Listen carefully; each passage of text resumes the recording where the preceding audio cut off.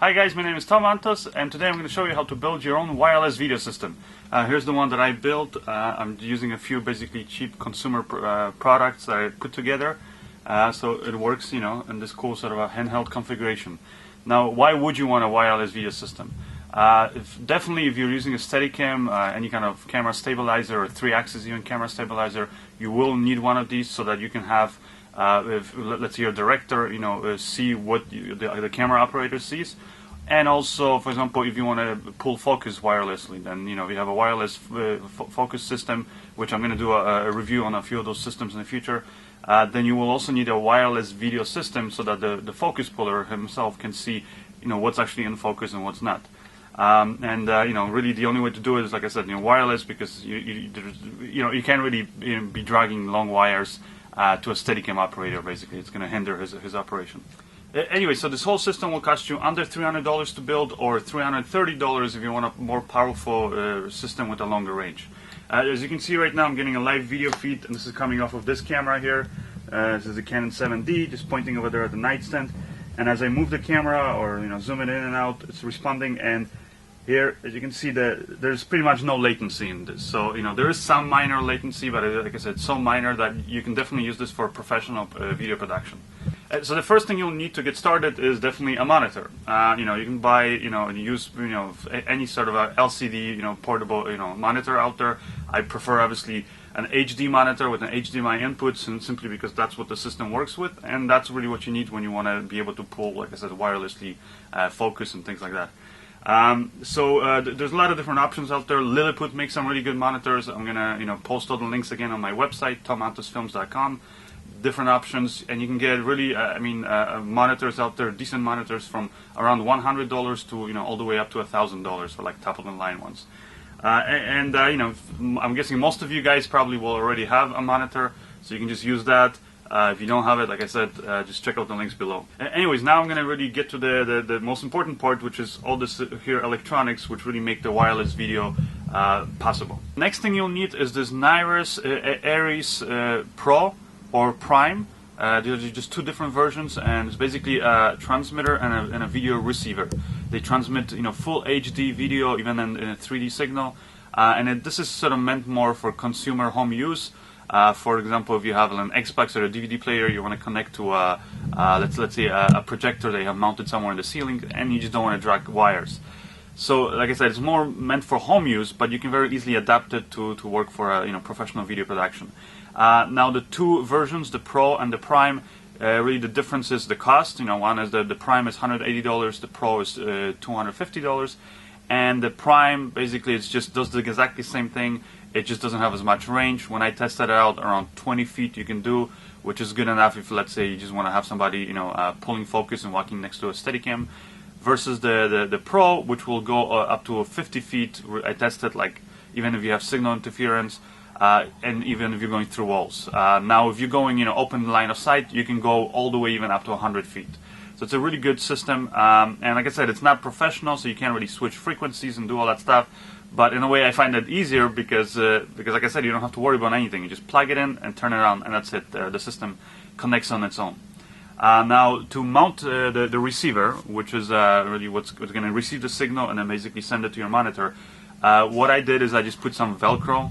Again, you can buy that at Home Depot, anywhere, your local hardware store, and then I put some of the other side of the Velcro here on my monitor, and just really straightforward, just Velcro this thing. And right there, it's holding on, and I think it's the best way to do it. You see, it's very strong. It's not going to come off. And then if you want to, for example, use the system with something else, you can easily detach it and take it out. Now, to get the video out of here to your monitor, you just need a cable. So best thing is to get a small, cheap little cable. I found this thin HDMI cable on Amazon. So we'll just connect it up here. We go from the video out of the receiver to the video in on the monitor. There, and if you can buy this is like I think 5-foot cable, so I had to kind of wrap it around. If you can buy or find like a really short cable, even literally like, I don't know, 1 foot or even less, then that'll be better, just because you're gonna have less cables hanging out. And then next thing you'll need is some power for the receiver. To power both the receiver and the transmitter, I found the best option are these Jackery. These are basically portable USB chargers, like phone chargers, and batteries. You're going to need two, about one for the receiver, one for the transmitter.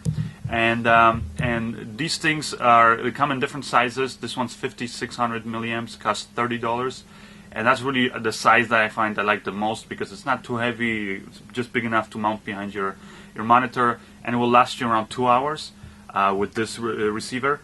But if you want to get a bigger battery, you can get one for $40. Again, I got this on Amazon. Just check out the links below or on my website.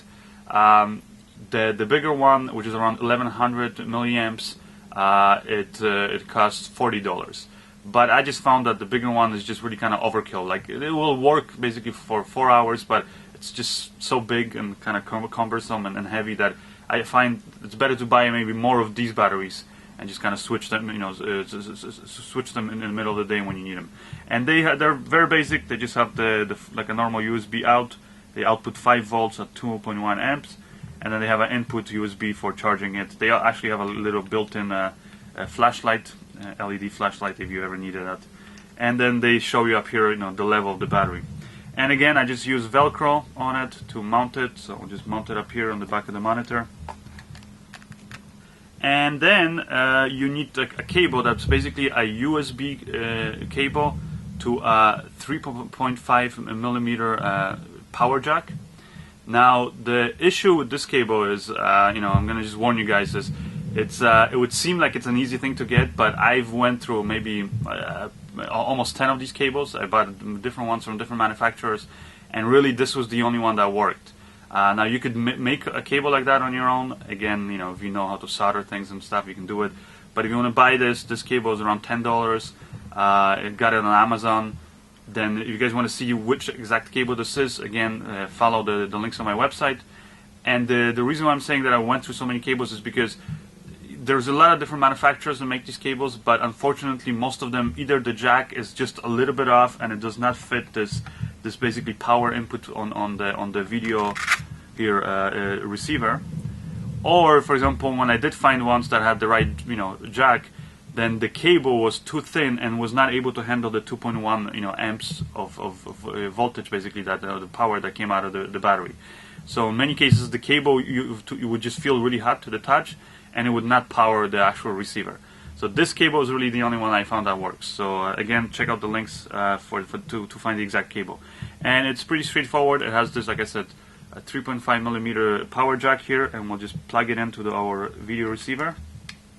And then once you plug that in there, then you take the USB here, and we'll plug it into our portable battery. And then we can, put the receiver, stick it back.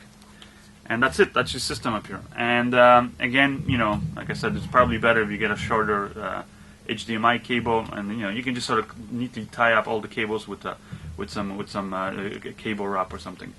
That's really all you need to get the monitor side of things working. Now we'll connect basically everything on the camera. Now to basically connect our video transmitter.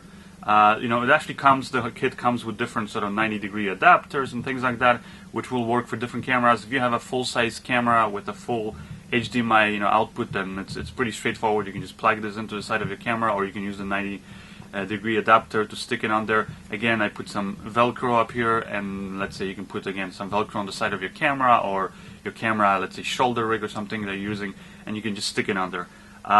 The only thing is, again, you need to power it, and like I said, I'm using the Jackery portable USB battery. So this one, again, Velcro, works amazingly with everything, and again, I just Velcro it to my whole camera rig.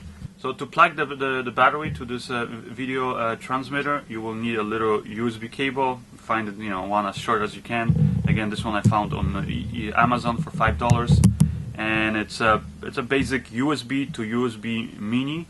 Now that's not to be mistaken with the micro. Micro is even smaller. So just make sure that like I said, you get the right plug. And yeah, and it's pretty straightforward. You take the USB mini jack, and you connect it here to the the USB mini input on your transmitter. And then you take the other end, the full-size USB, and you connect it here to your portable USB battery, and that's it. Your video transmitter is powered, and you can just, like I said, just plug this in directly to your camera, or if you're using, let's say, like a Canon DSLR, you know, or a lot of the DSLRs out there have the HDMI mini ports, then you will need a little adapter. This adapter, again, $5–10. So you can find it on Amazon. I found a 2-pack of these for $10 on Amazon, and it's just a standard USB to USB mini little, you know, adapter. So I'll just plug this into the side of the camera, and then that's where we can plug this thing in.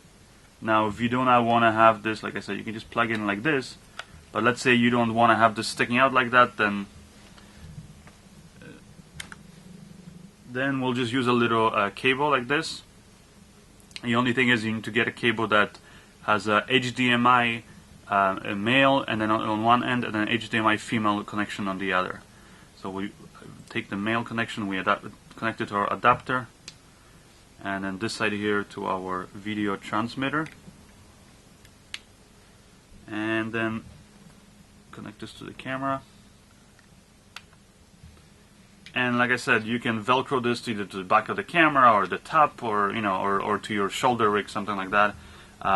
You know, right now I don't have the rig here with me to show you, but you know, it's pretty straightforward. I'm sure you guys can figure out, and again, depending on what camera you have, you'll probably do it you know, differently.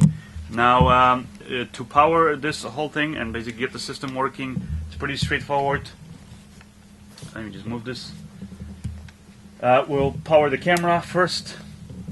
Once the camera is powered, we just click the little button here to power the battery, and it just takes usually a few seconds for the system sort of to initialize. And then here the same thing, you know, for our monitor. We just turn on our monitor. So you just press the power here for the battery, and that automatically just powers your video receiver, and will usually take a few seconds, and like you see, it just automatically connects. So you don't really have to do anything with the transmitter or the receiver. There's no settings, and that's kind of what I like about the system. Is just it will automatically switch frequencies for you depending on, you know, if there's some kind of interference in your area, and it just works. You know, here, you know, as you can see, the latency, again, like I was saying, is pretty much non-existent. It's full HD, you know, HD signal. So you know, if you have a like high resolution, you know, portable monitor, you're gonna see really nice quality. It's, you know, for sure all you need to properly pull focus. So you know, for sure this is just a really good system for, you know, if you want to do you know, remote sort of foul focus, you know, like I said, on a Steadicam or stabilizer, or if you just want to have your director or your friends or somebody just see what the camera operator sees. Now, as you guys can probably notice, I also have this little monitor frame or cage with these handles on the side, and this really makes it handy for, like I said, if you're just holding it, let's say, you know, if you're just walking with it, you know, in between breaks, or if you just want to hold it, you know, and, you know, comfortably see what the monitor sees, you can walk around with it. You can buy professional monitor cages like that. They'll cost you usually around $70, $100 or even more, and they come in the sort of a standard size for most, you know, these industry size monitors. Now, I actually ended up building this one on my own for $17. It took me no longer than 20 minutes. Just bought some basic, you know, parts in my local hardware store. And if you guys want to see exactly how to build this one, and you know what parts to get, etc., then you know, I just don't want to include it in this main video here because it's just going to be way too long. So go to my website, tomantosfilms.com. You can see, you know, detailed instructions on how to build this this monitor cage, as well as you'll also find all the links to all the, you know, the wireless video system parts, all, you know, where to find the best deals, all that stuff. Plus, in case you didn't know, I have over 8 hours of free filmmaking tutorials on my website. And you know, if you guys have any questions, you know, anything like that, that's also the best way to contact me. Anyways, thank you guys. Hope you enjoyed this week's video, and I'll see you next time.